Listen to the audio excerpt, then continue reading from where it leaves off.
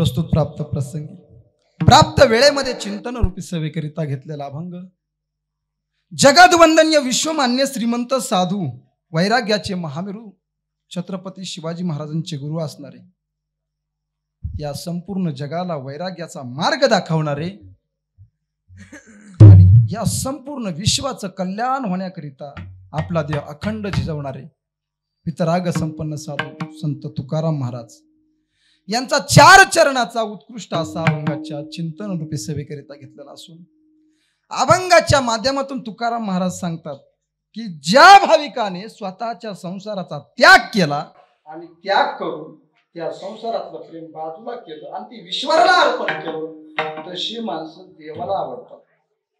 या अभंगाच्या माध्यमातून तुकाराम महाराज देवाला काय आवडतं हे सांगतात। विठाला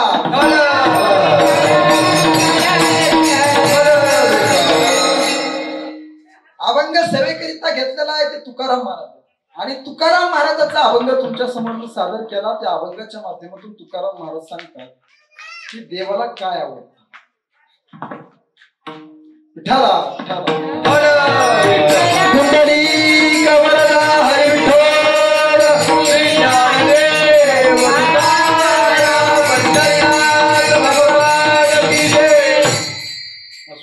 सेवेला आरंभ करण्यापूर्वी सालाबाद प्रमाणे चालू असलेला हा भव्य दिव्य असा नवरात्र महोत्सव आणि या पवित्र नवरात्र महोत्सवाच्या या सुवर्ण काळामध्ये तुमचं आणि माझं भाग्य एक सांगू का दादा, एखाद्याचा वाढदिवस तुम्हाला करायला नाही भेटला तरी चालेल। मंडळी लक्ष देऊन ऐका, आवाज येतो ना शेवटचा स्टॉप बेकराईनगर हडपसरला पोहोचतोय। हा गोंधळे नगर असू द्या, गोंधळे नगर हाय म्हणूनच देवीचा गोंधळ आहे। विठाला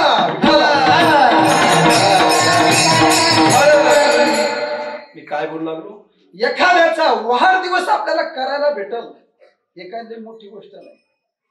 चौकात बॅनर लागला, साहेबाचा वाढदिवस शुभेच्छा, दादाचा वाढदिवस शुभेच्छा, काय नवल नाही त्याच्यात दादा, एक ध्यानात ठेवा। एखाद्याचा वाढदिवस करायला भेटत त्याच्यात काय नवल, पण एक ध्यानात ठेवा गड्या, विश्वाची जगतजननी माता हिचा उत्सव करायला भेटतो याच्यापेक्षा मोठं भाग्य काय। त्याच्यामुळे लक्षात घ्या, अभिमानाने लोकांना सांगत जा आम्ही कोणत्या माणसाचा उत्सव करतोय, आम्ही उत्सव कोणाचा करतोय, आपलं भाग्य दादा। एक सांगू का, जन्माला आल्यावर आपण काय करतो यापेक्षा आपली पूर्वपुण्याचं गाठोडा आपल्या पाठीवर किती आहे त्याच्यानुसार आपलं कर्तव्य ठरत असतं। लय लोकांना प्रयत्न केले माळी घालायच्या पण नाही घालत। मला खरंच सांगा, गोंधळे नगर मध्ये माणसं किती असते, पोरं दांगू बंद करा। विठाला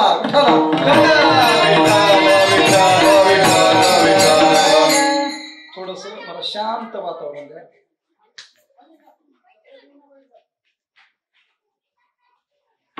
इकडे लक्ष द्या, काय सांगू लागलो, आपलं काहीतरी पूर्वजन्माचं पुण्य आणि त्या पुण्याच्या जोरावरती आपल्याला नवरात्र उत्सव साजरा करायला मिळतो, हे आपलं भाग्य।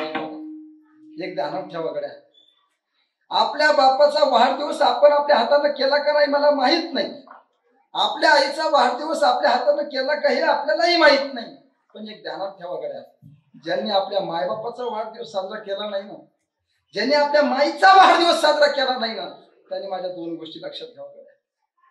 नाही तुम्हाला तुमचे आई वडील जिवंत पाहायला मिळाले, गेले बिचारे तुमचे आई वडील, वाटलं होतं तुम्हाला तुमचे आई वडील तुमच्या सोबत असायला पाहिजे होते, पण वयाची मर्यादा आहे, सगळ्यालाच जावं लागतं। एक ध्यानात ठेवा गड्या, कधीतरी तुम्हाला बापाची आठवण येत असेल का नाही? बोला मंडळी, आपला बाप गेल्यावर आठवण येते का नाही? प्रत्येकाला येते का नाही? आज तुमचा बाप तुमच्या डोळ्यासमोर आठवा, तुम्हाला असं वाटतंय ना, अरे मी लहान होतो त्यावेळेस माझ्या बापानं थाटानं वाढदिवस साजरा केला, 12-12 घंटे माझ्या बापानं कंपनीत काम केलं आणि माझा वाढदिवस साजरा करण्याकरिता ओव्हर टाइमचे पैसे घातले। कोणी घातले? बापानं। भावकीतल्या लोकांनी नाही, बापानं। त्या बापाला डोळ्यासमोर आणलं असं वाटतं की माझ्या बापाचा वाढदिवस माझ्या हाताने साजरा करायला पाहिजे। पण एक ध्यानात ठेवा गड्या दादा, तुम्हाला तुमच्या बापाचा वाढदिवस साजरा करायला नाही भेटला तरी चालेल, पण रामनवमी साजरी करायला विसरू नका। आणि दुसरं लक्षात ठेवा गड्या, तुम्हाला तुमच्या आईचा वाढदिवस नाही साजरा करायला भेटला ना, माझ्या आईचा नवरात्र उत्सव करा. तुमचं याच्यापेक्षा मोठं भाग्य काहीच नाही. या 2 गोष्टी तुमच्या आयुष्यात ध्यानात ठेवा. आणि हे आपलं काहीतरी भाग्य असल्यामुळे आपल्याला या सभा मंडपामध्ये बसता आलं. आणि एक सांगू का दादा, या पवित्र वातावरणामध्ये आई जगदंबेचा जागर करण्याकरिता तुम्ही आणि आम्ही साक्षी झालो. हे आपलं खरं तर भाग्य आहे. आणि या पवित्र वातावरणामध्ये चालू असलेला भव्य दिव्य असा आई जगदंबेचा उत्सव आणि या उत्सवानिमित्त श्री छत्रपती शिवाजी महाराज मित्रमंडळ या मित्रमंडळाने दरवर्षीप्रमाणे याही वर्षी नवरात्र उत्सवाचं आयोजन केलं. खरं पाहायला गेलं तर काय काय मंडळ काय काय करतात हे पुण्यामध्ये सगळ्यांनाच माहिती. आणि जे पुण्यात घडतं ते महाराष्ट्रात घडत नाही, आणि जे महाराष्ट्रात घडतं ते पुण्यात घडत नाही. जगातली पहिली क्रांती पुण्यामध्ये झाली सावित्रीबाई फुलेच्या हाताने, नंतर मग महाराष्ट्रात पोहोचली. हे लक्षात असू द्या. जे पुण्यात घडतं ते महाराष्ट्रात घडत नाही, आणि जे महाराष्ट्रात घडतं ते पुण्यात घडत नाही. आता आमच्या मराठवाड्यात बेवडे तुमच्या इकडे आहेत. दारू प्यायला सुरुवात आमच्या मराठवाड्यातून. आता इथं आहे का नाही मला माहित नाही, पण असू द्या. जे पुण्यात घडतं ते कुठंच घडत नाही. आणि हा भव्य दिव्य असा उत्सव आपल्याला भाग्य आपलं की आपल्याला पाहायला मिळाला. आणि या मंडळाचं कौतुक आहे. खरं पाहायला गेलं तर हे मंडळ तरुणांचं आहे, हे मंडळ आदर्श पालकांचं आहे, हे मंडळ आदर्श मातांचं आहे, हे मंडळ आदर्श परिवाराचं आहे. आणि म्हणूनच या मंडळानं नवरात्र उत्सव ठेवलाय. नाही तर ज्या मंडळाला कुणाचा आधार नाही, ज्या मंडळाला कुणाचं पाठबळ नाही, ज्या मंडळाला चांगल्या माणसाचं मार्गदर्शन नाही, ते मंडळ कोणता कार्यक्रम ठेवतात तुम्हाला तर माहिती. सांगायचं काम नाही, ते समजून चला. विठ्ठला कुंडलिक वरदा हरी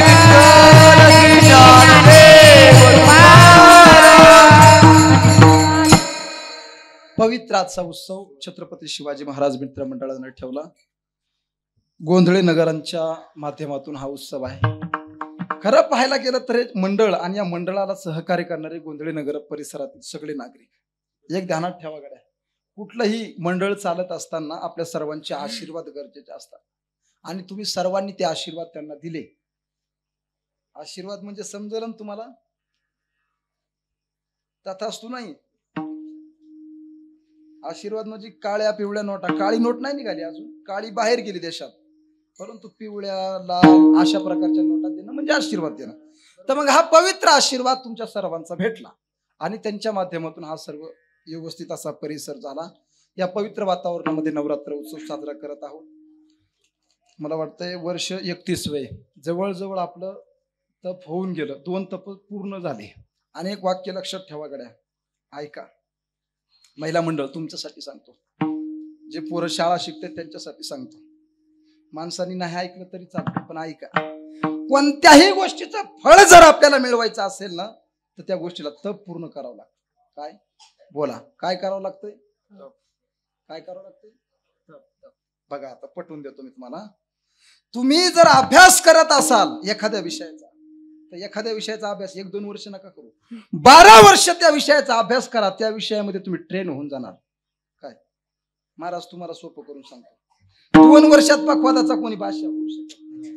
काय 2च बोल पाठ आहेत म्हणला महाराज, धोत्राला गाठी किती काय. महाराज एक लक्षात ठेवा, पखवाद शिकायचा असेल, त्याच्यातला तज्ञ व्हायचा असेल तर 12 वर्षाचा काळ घालावा लागतो. 2 आणि 3 वर्ष तुम्ही काहीच होत नाही, तरी आम्ही खसखस. तुम्हाला कुत्रा पण विचारित नाही. त्याला तप पूर्ण करावा लागतो. कालावधी, तो कालावधी पूर्ण करावा लागतो. तुम्हाला जर गायन शिकायचं असेल तर त्याच्यामध्ये 12 वर्ष घाला. तुम्हाला 100% त्याच्यात तुम्ही एक ध्यानात ठेवा. हे नोकरी परीक्षा एमपीसी यूपीसी देणाऱ्या पोरांना माझी विनंती आहे, तुम्ही एमपीसी यूपीसीची परीक्षेची तयारी करत असाल तर 9वी 10वी 8वी पासून करा. 8वी पासून तुम्ही ग्रॅज्युएशन होईपर्यंत एक तप तुमचं पूर्ण होतं आणि एका तपामध्ये पहिल्याच वेळेस तुम्ही एमपीसीची परीक्षा सहज पास होऊन जाता. हा माझा सिद्धांत नाही, ज्ञानोबारायचा सिद्धांत आहे. ज्ञानोबाराय सांगतात, एका गोष्टीला तुम्ही 12 वर्ष वेळ दिला की त्या गोष्टीचं फळ आपल्याला मिळतं. एक जण म्हणला, बाबा 2 वर्ष झालं मी वारी करतो, 2 वर्षात तू का देवाचा बाप होतो?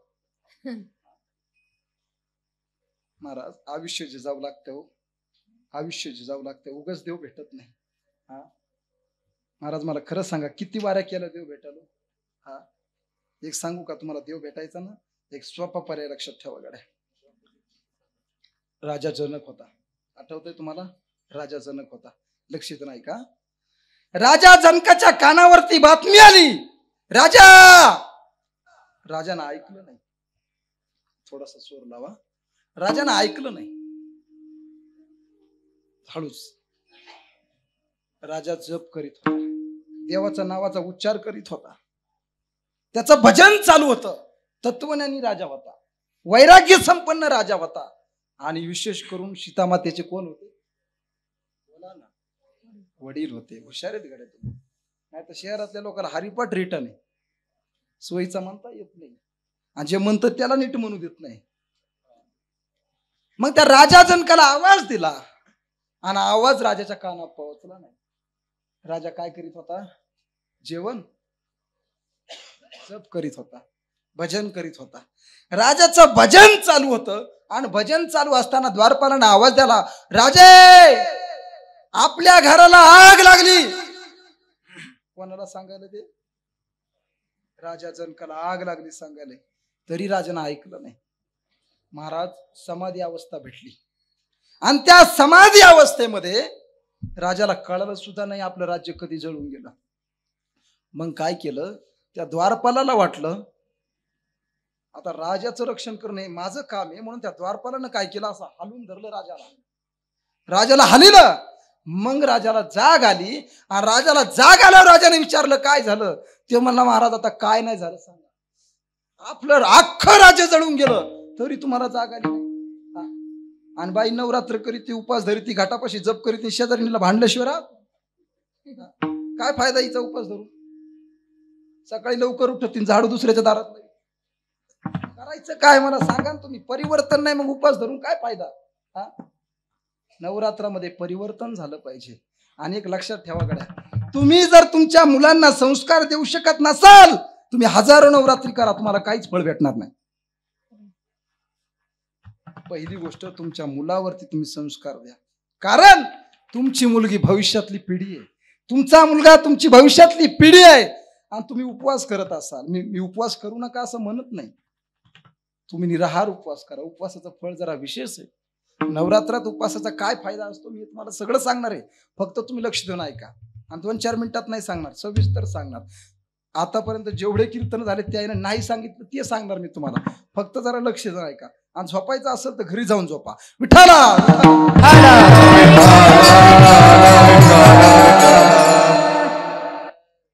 भजनी मंडळीला विनंती, जर प्रमाणित असेल तर 100% म्हणायचं.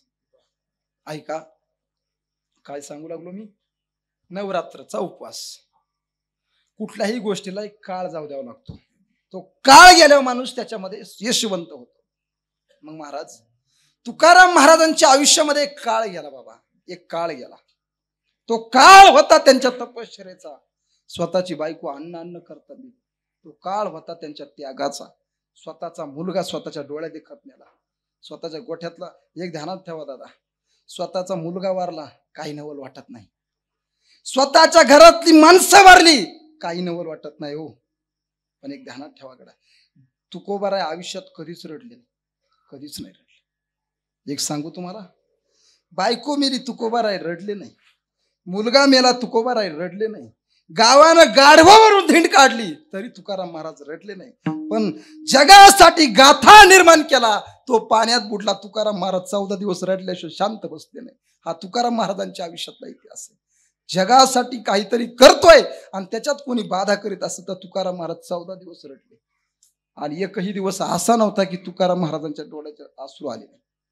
समजून घ्या दादा, 12 वर्षाचा काळ जाऊ द्यावा लागतो. आणि त्या तुकाराम महाराजांच्या जीवनामध्ये 12 वर्षाचा काळ गेला. आता तुम्हाला खरं सांगू का, तुकाराम महाराजांच्या जीवनामध्ये देवीचा जो साक्षात्कार झाला तो 12 वर्षानंतरच झाला. ज्ञानोबाची ज्ञानेश्वरी निर्माण झाली ती 12 वर्षानंतरच झाली. हे सगळा काळ छत्रपती शिवाजी महाराजांनी स्वराज्याची स्थापना करण्याची शपथ घेतली ती 12 वर्षानंतरच घेतली. एक काळ जाऊ द्यावा लागतो, 12 वर्षाचा तपश्चर्येचा काळ जाऊ द्यावा लागतो. तपाशिवाय माणसाच्या जीवनात फळ भेटत नाही. असो, मी अभंगाकडे बोलतो, ऐका. अभंगाची पार्श्वभूमी मांडत असताना तुकाराम महाराज सांगतात, देवाला काय आवडतं. एक ध्यानात ठेवा. चोपदार महाराज, मी तुम्हाला प्रश्न विचारतो, थोडं लक्ष देऊन ऐका. नवरदेवाला नवरी आवडायला पाहिजे का नवरीला नवरदेव आवडायला पाहिजे? हा, लग्न झालं तुमचं? हा, म्हणजे कशामुळे विचारतो, जरा पोरीचा शॉर्टकट आहे ना, मुलीच भेट ना. काय करता, एखादं मतदान तसं जर राहिलं असतं बोगस तर झालं का नाही? हा, झालं, पुन्हा करायचं काय? कोणाला काय आवडायला पाहिजे मला सांगा? दोन्ही. हा, मग गावाला काय आवडायला पाहिजे? तुम्हाला एक सांगू का, या आईनं भजन केलं ना, फार गोड भजन केलं गड्या. आणि एक सांगू का, तुम्ही इतर ठिकाणी भजन केलं असतं तर मला काही नवल नसतं वाटलं, परंतु साक्षात आई जगदंबेच्या समोर जगदंबा भजन करते, याच्यापेक्षा अजून काय पाहिजे? माझी तर इच्छा आहे पुढच्या वर्षी एक लाईन महिला मंडळीची होऊ द्या आणि एक लाईन पुरुष मंडळीची होऊ द्या. अडचण काय? एका गल्लीत दारूचे 4 दुकानं तुम्हाला जमतात का नाही? हात वर करा. एका गल्लीत 4 दुकानं दारूचे जमतात का नाही? मग भजनी मंडळ वाढलं तर बिघडलं काय? होऊ द्या ना, घराघरात होऊ द्या, काही नुकसान नाही याच्यात. पुढच्या वर्षी एक लाईन. आमचे प्रमोद सर कुठे गेले? हे असंच करते, टायमाला गायब होते. मला मागं टीव्हीला कीर्तन करायला लावलं, ती गायब. मी टीव्ही मध्ये कीर्तन करावून साहेब गायब होते. आहेत का? बाहेरून पाठिंबा, विठाला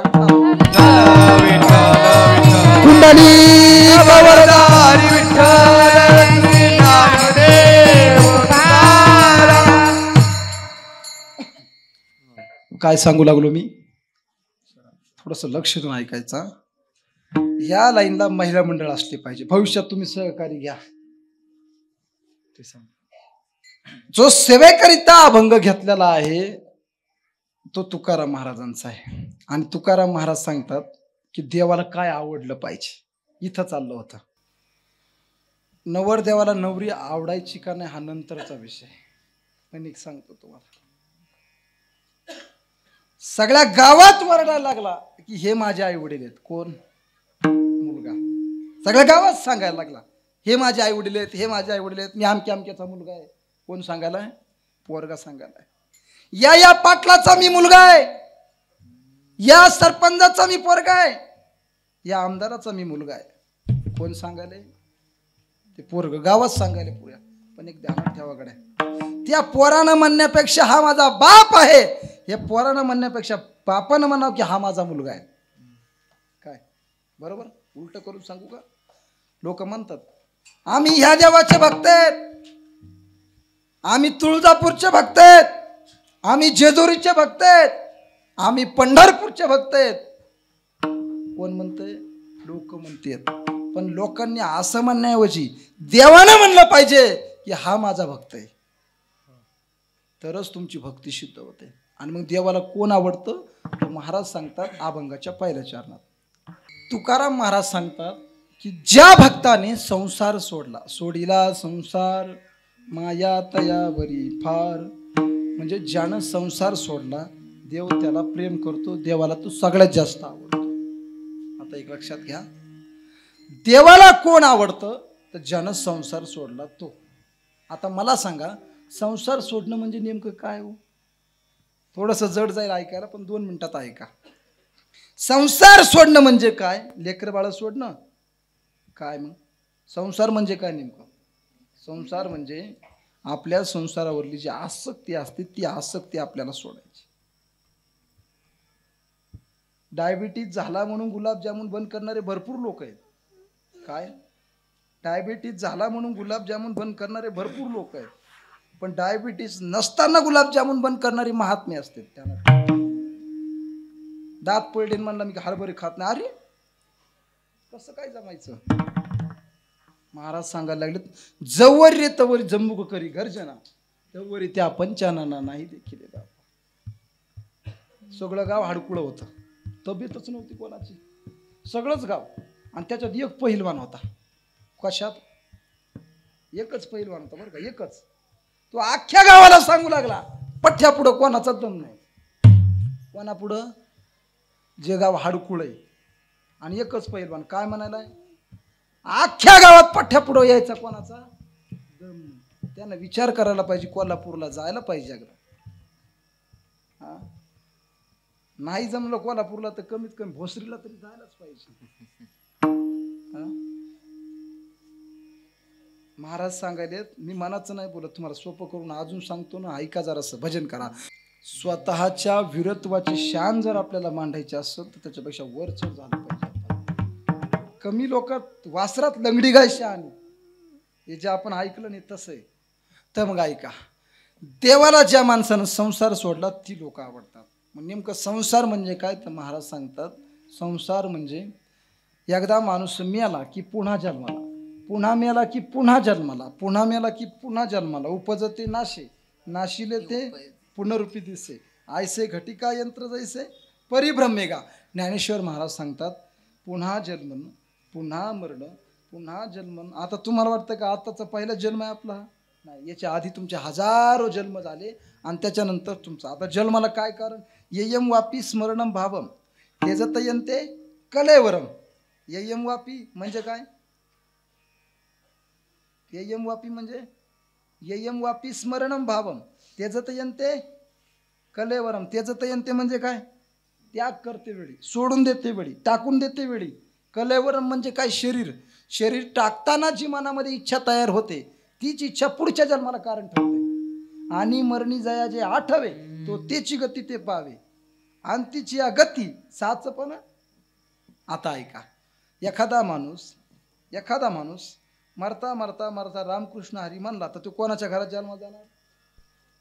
बोला ना, वारकऱ्याच्या. आणि एखादा माणूस मरता मरता मरता मरता दारूचं दुकान त्याला आठवलं, ते कोणाच्या घरी जाणार? बरं मला खरं सांगा, मरताना नेमकं आठवतं काय? काय आठवतं? तुम्ही पाहिलं ना, अनुभव नाही तुम्हाला अजून? कशाला अनुभव असणार, मेलेच नाही अजून. का मी मेलो का काय तुम्हाला अनुभव सांगायला? विठाला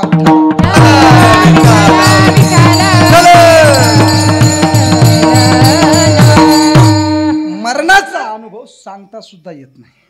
हा, मरण कसं असतं सांगता येते? अहो दादा, मरणाचा अनुभव सांगता येत नाही. मरण हा शब्दच ऐकू वाटत नाही. काय एखाद्याला म्हणलं ना मर, मर म्हणलं, बाबा मी तुम्हालाच मर म्हणतो आता, चला, तुम्हाला कसं वाटत? कसं वाटत? वाईट वाटतं का नाही?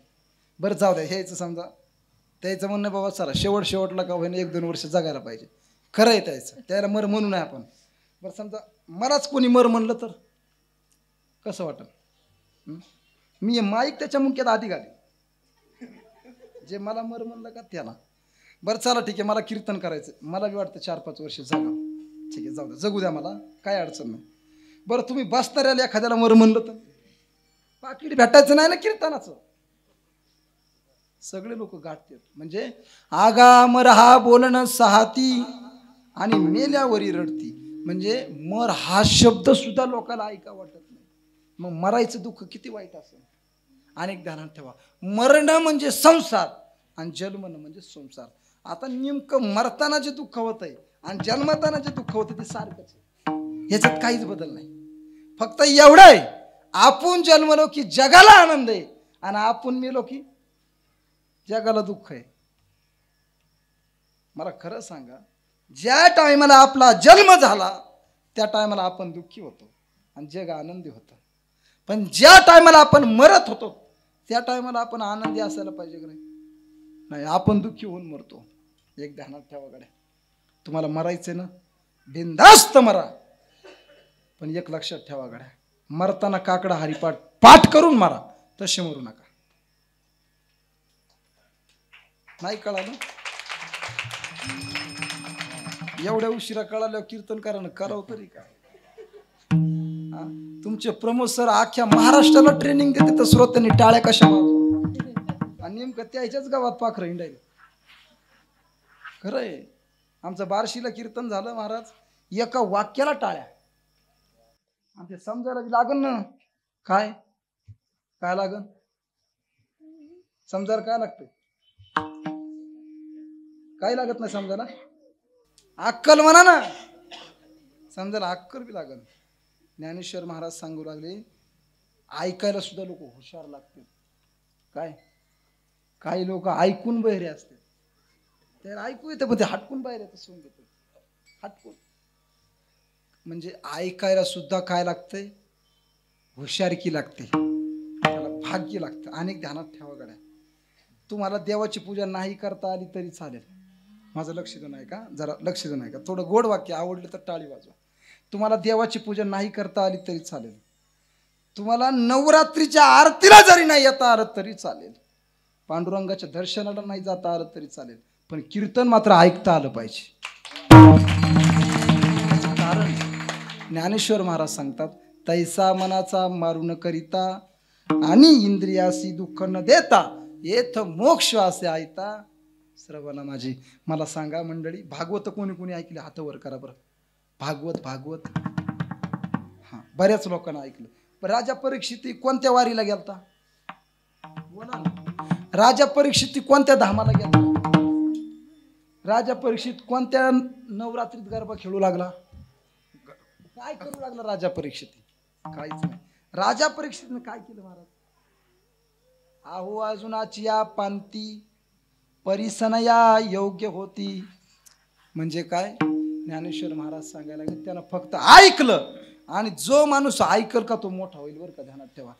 संसारात माय बापाचं ऐकील तो मोठा होईल. आणि परमार्थात कीर्तनकाराचं ऐकील तो पण मोठा होईल. आणि ज्यानं कीर्तनकाराचं नाही ऐकलं वाटोळ झालं. यातून आमचा काय फायदा आहे?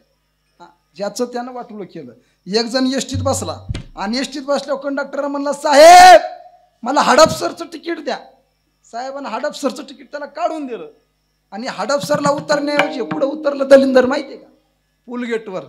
आणि पुलगेटवर उतरलं हसायला लागले. मी तिथंच होतो. मी ते म्हणलं काय झालं हसायला? ते म्हणला मी कंडक्टरला फसवलं. मी म्हणलं कसं काय फसवलं? तो म्हणला मी हडपसरचं तिकीट काढून पुलगेटला उतरलो. कंडक्टरचं काय संबंध? अरे दलिंदरा तू जाशील ना पायी पायी. तू कटाळशील ना चलू तू तिकीट वाया गेलं. कंडक्टरचं काय गेलं? म्हणजे कीर्तनात तुम्ही आमचं नाही ऐकलं आमचं काय जाणार आहे? आम्हाला जे भेटायचं ते भेटणारच आहे. विठाला विठाला कुंडली कवरदा हरी विठ्ठल ज्ञानदेव तुकाराम पंढरीनाथ भगवान की जय. संसार करत असताना विरक्ती पाहिजे, वैराग्य पाहिजे. त्याच्याशिवाय शोभा नाही. एक ध्यानात ठेवा गड्या दादा. आपण हा फोटो पाहतोय. आपले श्रद्धास्थान आहेत.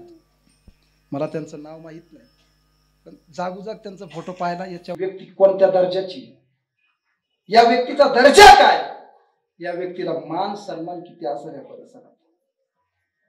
काय नाव त्यांचं? दादांचं नाव काय? अण्णा. एक ध्यानात ठेवा गड्या. आज अण्णाचा फोटो बॅनरला लागतो का नाही? त्या अण्णानं केलेल्या कामाची पावती. मला सांगा तुम्ही तुमच्या गोंधळनगर मध्ये माणसं कमी होते का? अरे कुंटाला जायचे तुम्ही कोरोना. आयुष्यभर माणसाला जे त्याग केला तर त्यागाची. आज आपल्या घरी प्रत्येकाच्या घरी शिवाजी महाराजांचे फोटो आहेत. आपण शिवाजी महाराजांची पूजा करतो नाही. शिवाजी महाराजांनी केलेल्या त्यागाची पूजा आपण करतो. ज्ञानोबराची पूजा आपण करतो नाही. ज्ञानोबराने केलेल्या त्यागाची पूजा करतो आपण. एक ध्यानात ठेवा. समाजात काही त्रेतायुगामध्ये जो समाज होता तो आजही आहे. द्वापार युगामध्ये समाज होता तो आजही आहे. ज्ञानेश्वर महाराजाच्या काळात जो समाज होता तो आजही आहे. फक्त समाज मानतो त्याच माणसाला ज्या माणसाच्या जीवनात त्याग आहे. आणि त्यागाशिवाय माणसाच्या शोभा होत नाही, त्याला फळ भेटत नाही. अनेक ध्यानात ठेवा गड्या. त्याग करण्याची बुद्धी ही फक्त संतांच्या संगतीतच तयार होते, दुसऱ्याच्या नाही. चोराच्या संगतीत गेलो काय होणार? बोला ना. नाही समजलं नाही. चोराच्या संगतीत गेल्या माणसाला दुसऱ्याच्या घरातला झाडू पण चोरावर, काही चोरावरती. बैसता चोराची संगती आणि देखताची चिंधित धावे म्हणून. फेकणाच्या संगतीमध्ये गेल्यावर हिऱ्याचा सुद्धा काय होतो, नाश होतो. ऐका, महाराज सांगायला लागले, संगतीवर माणसाच्या जीवनात त्याग करण्याची बुद्धी होते आणि हा त्याग संतांच्या चरणी होतो. पण मला सांगा दादा, त्याग करण्यासाठी जर आपल्याला संतांच्या संगतीत जावं लागत असेल तर आपल्याला संत कळायला पाहिजे का नाही? कळायला पाहिजे का नाही? बोला ना दादा. एक वाक्य माझं लक्षात घ्या, एक थोडं 5 मिनिटात मी संपवतो. ऐका, संतांच्या संगतीत गेल्यावर आपल्या जीवनाचं नक्की सोनं होईल. काय? संतांच्या संगतीत गेल्यावर आपल्या जीवनाचं नक्की सोनं होईल. पण आपल्याला खरे संत कळायला पाहिजे. काय पाहिजे? कळायला पाहिजे. आता लक्ष देऊन ऐका. एका राजानं प्रधानाला आवाज दिला. 2-4 मिनिटात कीर्तन थांबवतो.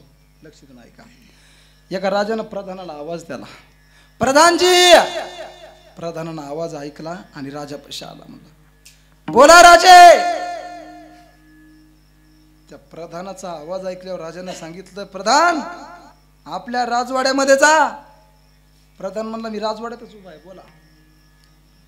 राजवाड्यात गेल्यावरती माझं शयन कक्ष आहे. शयन कक्ष नाही कळत का? त्याला मराठीत बेडरूम म्हणतात.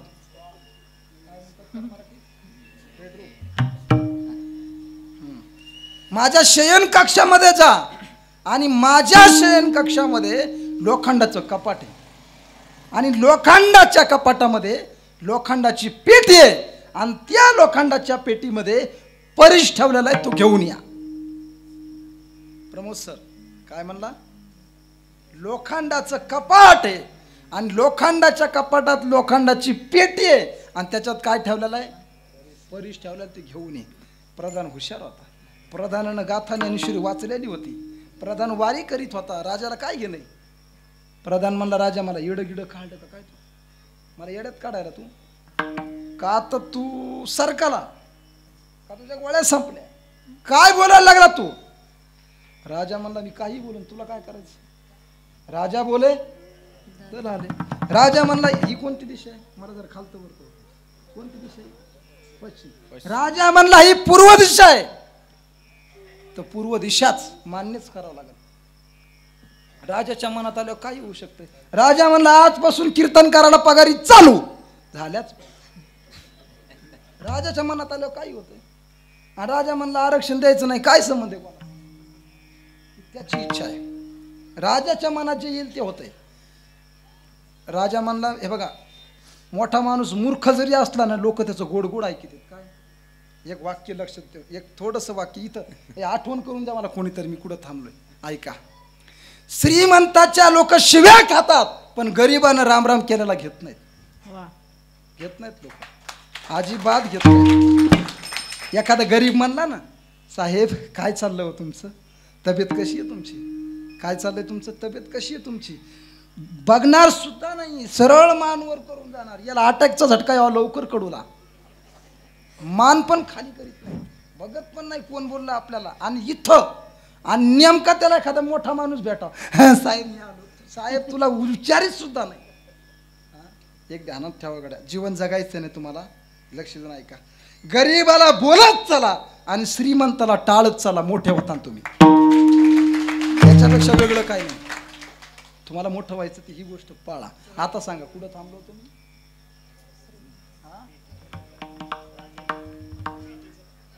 हा, लोखंडाची पेटी. हे मला वाटलं घरी जाय म्हणले का काय? झाला ना टाइम, आता जातो मी. पहिलाच तर लांबून आलो. आणि तसं बी कमी पगारीत जास्त काम करीत नाही. ओव्हर टाइम अजिबात नाही. असू द्या, म्हणजे केला इशारा जातो. ऐका, त्या राजाला प्रधान सांगतो, राजा ज्ञानेश्वरी वाचली पठ्ठ्यानं. साऊंड सिस्टीम वाले गोड आवाज. ओके, मी ज्ञानेश्वरी वाचली आणि ज्ञानेश्वरीमध्ये असं लिहिलंय की लोखंडाला जर परिसाचा स्पर्श झाला तर लोखंडाचं सोनं एका सेकंदाच्या आत होतं. आणि मला तू येड्यात काढायला? लोखंडाचं कपाट आहे, लोखंडाची पेटी आहे आणि त्याच्यात परिस. मी का गांजा की हा? एक तर ते कपाट लोखंडाचं नसेल, नाही एक तर परिस नसेल. ज्ञानेश्वरीचं प्रमाण आहे, आगा लोहा फोडावया लागी, लोहा मिळो का परिसाची अंगी आणि मिळत त्याची प्रसंगी सोन्याची होईल. म्हणजे काय? सोन्याचा गुणधर्म आहे. लोखंडाला लागलं तर एका सेकंदात त्याचं सोनं होतं, एका त्या क्षणी, त्याला वेळ लागत नाही. राजा म्हणला, प्रधान मी सांगितलेलं काम तुला करावंच लागणार. आणि प्रधानाला वाटलं आपल्या पोटा पाण्याचा प्रश्न आहे, करावंच लागणार आहे, बिचारा पगार देतो ना. आणि मग हे बघा, एक ध्यानात ठेवा गड्या, पोटासाठी माणसाला कोणाची लाचारी जरी करायचं काम पडलं ना तर करायची, फक्त इमानदारीनं जीवन जगायचं गड्या, इमानदारीनं. कारण जो माणूस आपलं पोट भागवतो त्याच्या पुढं पुढं करायला काय अडचण आहे? जे लोक तुम्हाला 5 वर्षातून एकदाच विचारते त्याला काय रामराम घालायचा? पण ज्या माणसाच्या जीवा तुमचं पूर्ण घर चालतंय, काय अडचण आहे? एखादा घरातला करता माणूस म्हणला भाजीत मीठ कमी आहे, टाकायला काय अडचण? बाई मिठाची भरणी ठेव, किती घ्या, उपकार करायली का त्याच्या पुढे मिठाची भरणी ठेवू? ज्याच्या जीवावर आपलं पोट चालतंय त्याच्या पुढे थोडीशी लाचारी करायला काय अडचण आहे? तुकाराम महाराज तर म्हणले, होईन मी भिकारी आणि पंढरीचा वारकरी. जर ह्या बाबामुळे माझं चांगलं होतं असं तर याचा भिकारी व्हायला काय अडचण आहे? म्हणजे आपल्या पोटासाठी काय अडचण नाही.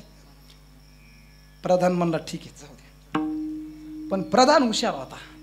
प्रधानानं काय केलं, YouTube वाल्याला फोन केला, TV वाल्याला फोन केला, ते सॅमोरावाल्याला फोन केला. सगळे फोन उचलित नव्हते म्हणून प्रमोद सरला केला. म्हणले ऐका, आमचा राजा मूर्ख आहे, आमच्या राजाला कळत नाही, परिसाला जर लोखंडाचा स्पर्श झाला तर लोखंडाचं सोनं होतंय, आमचा राजा मूर्ख आहे. याच्यासाठी एक काम करा गड्या, आमच्या राजाचं मूर्ख पण सिद्ध करण्याकरिता तुम्ही सगळे जण कॅमेरा घेऊन आमच्या कपाटापाशी या. राजाला खोटं ठरवायचंय. राजाला काय करायचंय? खोटं ठरवायचंय. माणूस किती मोठा झाला यापेक्षा त्याला खाली कसं वाढायचं लोक याचे प्रयत्न जास्त करतात. त्याच्यामुळं मोठ्या माणसानं चूक करायची नाही. आणि मग त्यानं काय केलं, कपाटापाशी गेला. आता त्याला वाटलं हे कपाट मी लोकांच्या भर चौकात नेऊन, त्यानं हुशारी केली बाबा, 4-5 लोकांना हाताखाली घेतलं आणि ते लोखंडाचं कपाट त्यानं भर चौकात आणून मांडलं. आणि आता त्याला काय करायचं होतं, राजाला फक्त मूर्खात काढायचं होतं. राजा किती मूर्ख आहे हे लोकांना दाखवून द्यायचं होतं. कोणाला? लोकांना. काय दाखवायचं होतं? राजाला परिसाचा गुणधर्मच माहित नाही असं त्याला दाखवायचं होतं. त्यानं सांगितलं ऐका हो दादा, कॅमेरा इकडे फिरवा, कपाटाच्या तोंडाकडे फिरवा. आणि कपाटाचं तोंड राजाला उघडायला लागलं. तोंड कळत नाही का? कपाटाचं दार. म्हणजे मी मराठवाड्यातला असल्यामुळे थोडे मराठवाडी शब्द येतात बरं का, चुकलं तर चुकू द्या, आणि चुकलं तरी तुम्ही काही वाईट करणार नाहीत, मला चांगलं माहिती आहे. कपाटाचे दरवाजे उघडले. आता थोडस त्यानं काय केलं, प्रधानानं विचार केला जरा कॅमेऱ्यावर नीट धरा, म्हणजे कपाटाकडे पकडा. प्रधानानं पेटी अशी बाहेर काढली आणि ती पेटी चौकात ठेवली. ऐका हो, आमच्या राजाला सोन्याचा आणि परिसाचा आणि लोखंडाचा फरकच कळत नाही. मग ज्याला फरक कळत नाही त्याला राजा करण्यात काय अर्थ आहे? मांडली का नाही बाजू? कोणाला तरी माग वडल्याशी कोणी पुढं कसं जाईल? राजकारणच नाही. मग ते कॅमेरे ते सगळं कपाटाकडे फिरू दे. आणि प्रधान वरून सांगू लागला, ऐका आमच्या राजाचं म्हणणं आहे या लोखंडाच्या पेटीमध्ये परीस ठेवलेला आहे आणि तो परीस याच्यातून काढायचा आहे, कॅमेरे फिरवा. महाराज कॅमेरे चालू होते, पत्रकार सगळे उपस्थित होते आणि त्यानं ती लोखंडाची पेटी बाहेर काढली दादा. आणि बाहेर काढल्यावर त्यानं ते कुलूप उघडलं आणि उघडून पाहत होतो काय, कपाटाच्या पेटीमध्ये परीस होता पण धुडक्यात गुंडाळला. धुडकं नाही कळत, फडक्यात गुंडाळलेला होता. आता मला सांगा, परीस लोखंडाच्या पेटीत होता का नव्हता? मग त्या लोखंडाचं सोनं काऊन झालं नाही? हा काय काय काय अडवालत? कापड अडवालत. बरोबर. मला आता पुन्हा परत प्रश्न विचारायचा तुम्हाला, लोखंडाच्या पेटीत परीस होता का नव्हता?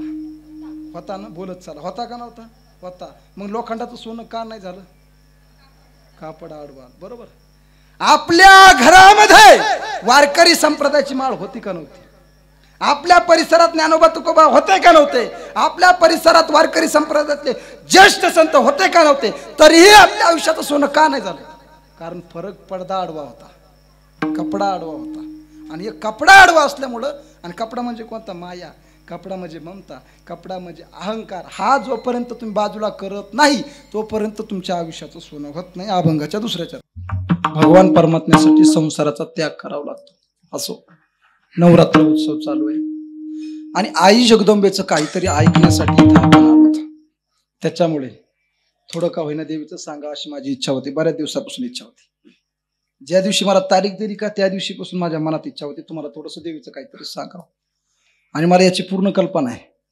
आतापर्यंत जेवढे कीर्तनकार झाले त्यांनी देवीचं सांगितलंच असेल, 100% सांगितलं असेल. पण त्यांनी जे सांगितलं नाही ते मी तुम्हाला आता सांगतो. फक्त थोडं लक्ष देऊन ऐका. आपण ज्या देवीची भक्ती करतो त्याच्या काही महत्वाच्या गोष्टी सांगतो आणि कीर्तनाला पूर्णविराम करतो. एक पहिली गोष्ट, जर एखाद्याला गोत्र माहित नसेल, गोत्र कळतं का? गोत्र कळतं ना? जर एखाद्याला गोत्र माहित नसेल तर त्यानं काय सांगायचं? काश्यप नावाचं गोत्र सांगायचं. एखाद्याला जर गोत्र माहित नसेल, विचारलं बाबा तुझं गोत्र सांग काय, तर काय सांगता? माहित नसल्या बरं का. आणि ज्याला खरंच माहिती आहे आमचं गोत्र वशिष्ठ आहे, आमचं गोत्र विश्वामित्र आहे, त्यांनी बिनधास्त सांगायचं. पण ज्यांना माहित नाही त्यांनी मात्र काश्यप गोत्र सांगायचं. ओके. आणि दुसरी गोष्ट, ज्याला कुलदेवता माहित नाही, ज्याला स्वतःची कुलदेवता माहित नाही, कुलदेवता कुलदेवी हे आपल्या पूर्व परंपरेनं घालून दिलेले आहेत. हे आजीला माहित असत, जुन्या लोकांना सगळ्यांना माहिती आहे. कुलदेवी म्हणजे काय? आपल्या घराचा कुळाचार, आपल्या घराची कुलपरंपरा, आपल्या घराचा रीतिरिवाज, आपल्या घरातले जे पवित्र कार्य होतात, वैवाहिक जीवन असेल किंवा अंतिम संस्कारातले आपल्या जीवनातले जे 3 टप्पे आहेत. एक पहिला टप्पा मरणाचा, दुसरा टप्पा लग्नाचा आणि तिसरा टप्पा मरणाचा. हे 3 टप्पे ज्याच्यामध्ये पूजले जातात ती कुलदेवी असते. हे 3 टप्पे ज्याच्यामध्ये पूजले जातात ती कुलस्वामिनी असते. हे ध्यानात ठेवा तुम्ही. हे कोणी सांगणार नाही तुम्हाला. देहाची या गावा आलिया, जन्म मृत्यूची सोहळिया, ना म्हणून धनंजया जिया परी. एक काम करा, जर तुम्हाला गोत्र माहित नसेल तर काश्यप गोत्र सांगायचं.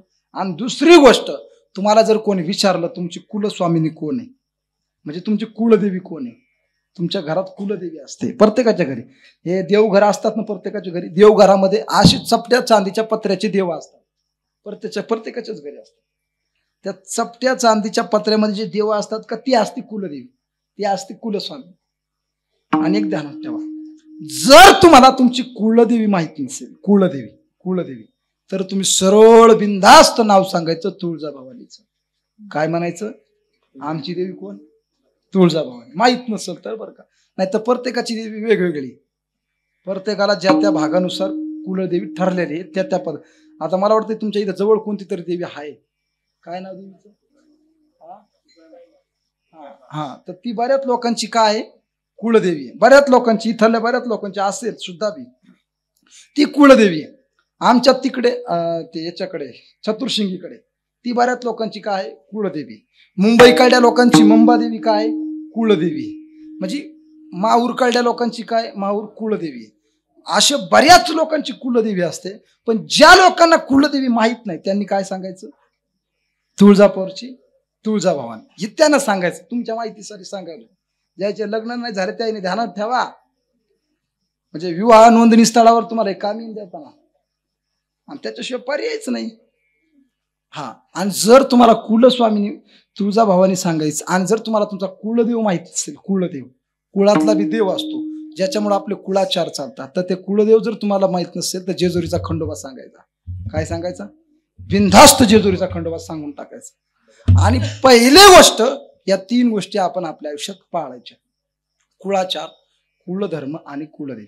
या 3 गोष्टी जर तुमच्या आयुष्यात पाळल्या तर तुमचा संसार सुखाचा झाला.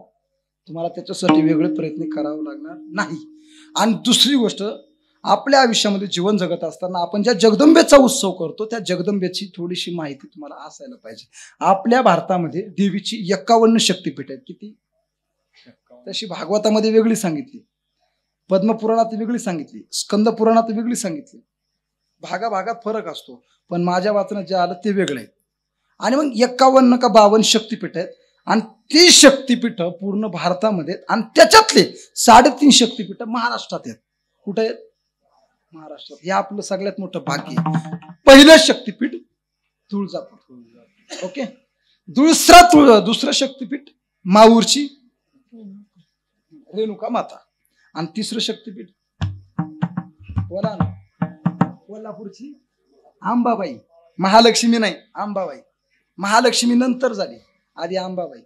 त्याच्यात पण घोळ आहे, त्याच्यात पण अभ्यासाचं शास्त्र आहे. कोण सांगणार तुम्हाला? अंबाबाई वेगळी आणि महालक्ष्मी वेगळी. महालक्ष्मीची आई अंबाबाई. याच्यात जरा डिवाइड करून ऐका. ब्रह्मदेव किती येतं? हा, बापले कधी दिसायला सारखे असले मग का बाप पण एकच काय? बदल आहे. अंबाबाई वेगळी आणि महालक्ष्मी वेगळी. तर कोल्हापूरची काय? अंबाबाई आहे. काय? अंबाबाई. आणि त्याच्यानंतर महालक्ष्मी. तिथं पण 2 देव आहेत, ते नंतरचा अभ्यासाचा विषय येतो. आणि अंबाबाई हे तिसरं शक्तीपीठ. आणि 3.5 शक्तीपीठ, त्याच्यापैकी अर्ध शक्तीपीठ वणीची माता, सप्तशृंगी माता. आता या सप्तशृंगी मातेचा, तुळजापूरचा, माहूरचा आणि अंबाबाईचा इतिहास तुम्हाला ऐकायचा. 2-4 मिनिटात आरतीतून कीर्तन सांगतो. ऐकायचं असं तर सांगतो बरं का, तसं काय नाही.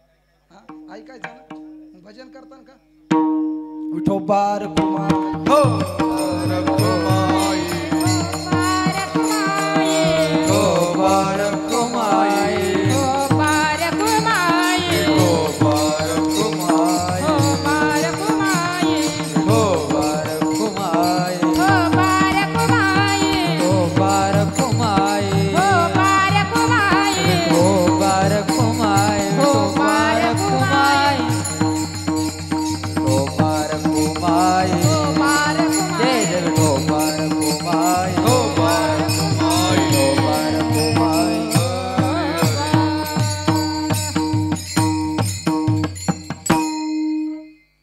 कीर्तनाची वेळ संपली गड्या.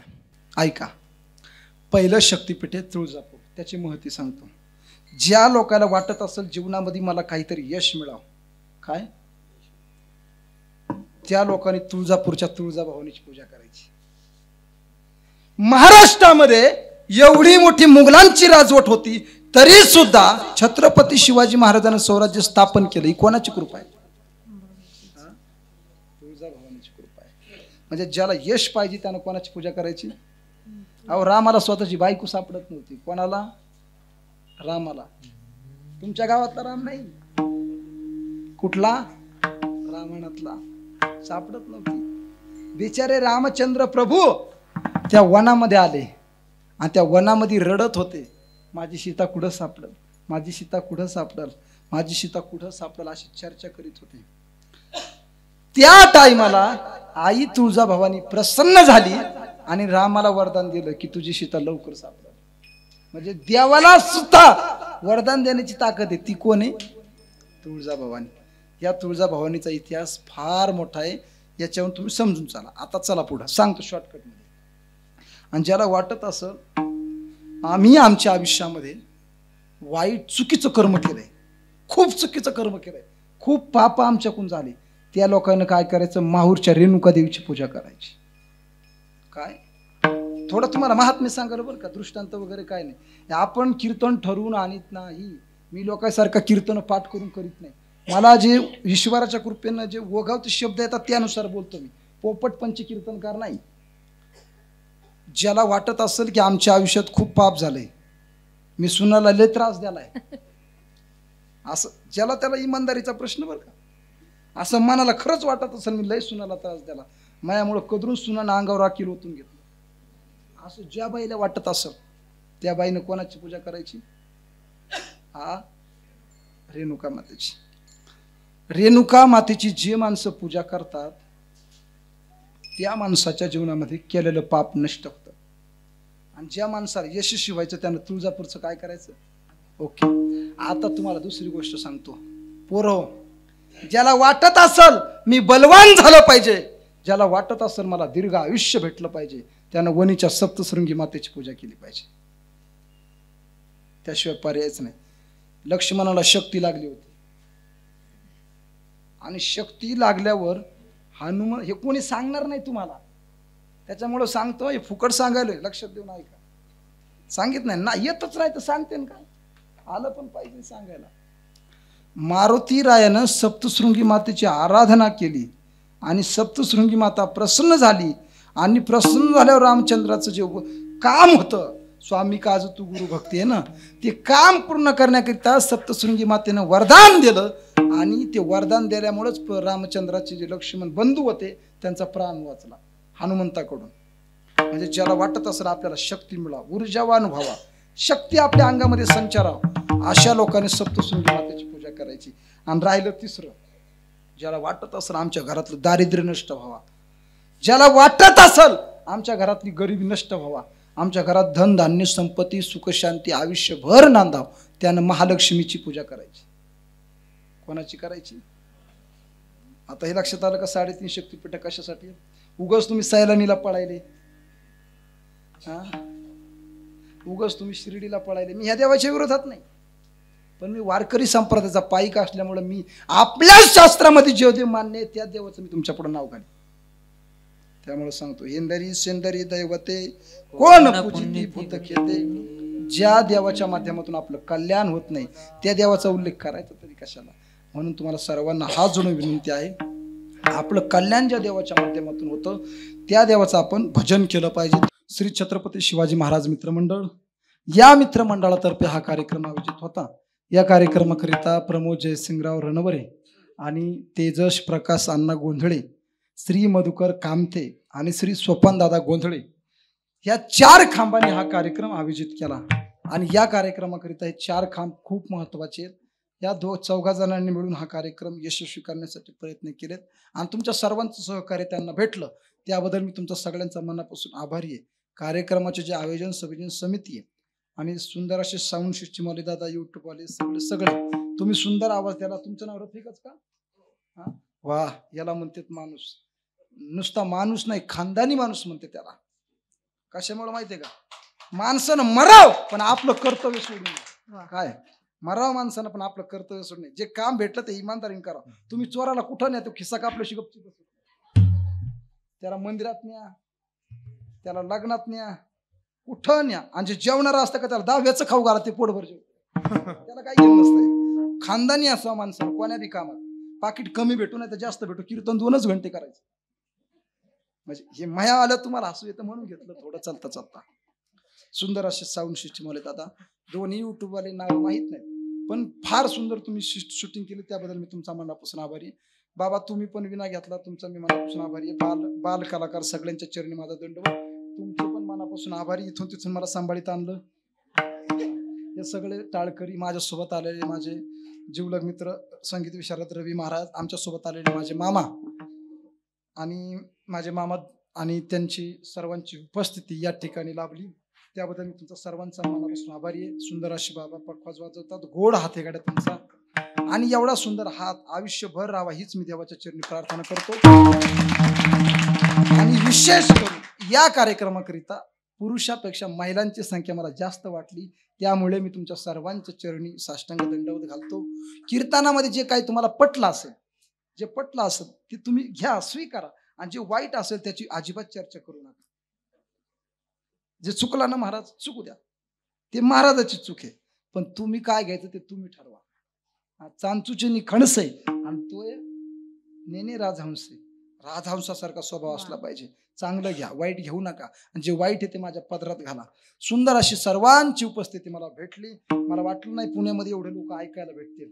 एवढ्या चांगला टीव्हीवर मॅच चालू आहे तरी सुद्धा माणसं उपस्थित आहेत.